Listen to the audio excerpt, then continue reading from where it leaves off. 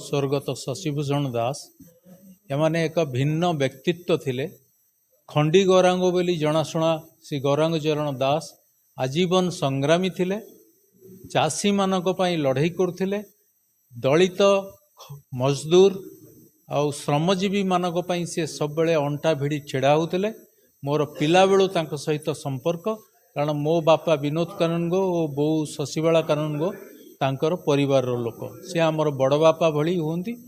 आमे तांकु पिला बेलू देखीचु और तांको भली साहसी लोक आउ तांको परे हुए तो नेक्स्ट जेनेरेशन ने आरन हेई नांती। तांकर आज स्मृति सभा स्मृति चारण करा जाउची। स्वामीजी आसथिले, अन्य माने बहुत विशिष्ट व्यक्ति आसीथिले और तांकर व्यक्तित्व रे युवक श्रेणी अनुप्राणित होबा उचित। आमर ओडिशा हाईकोर्ट रे वकील ता सहित से जड़े भल वास्तुविद आउ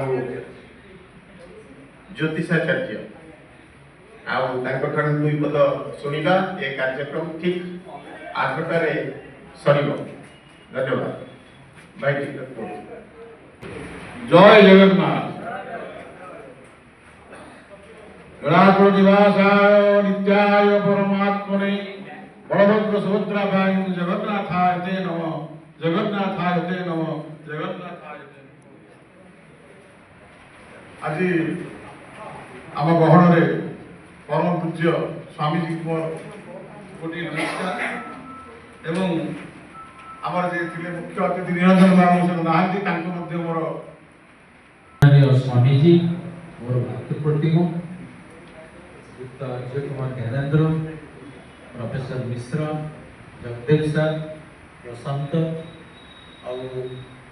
आमर पद्मलोचन सर चलीगले बोधे और बंधुगण आज बड़ भाग्य जे मोर आम परिवार लोक श्रीयुक्त गौरांग चरण दास और शशि भाई श्राद्ध सभा दीपद कहबार मत सुजोग मिली।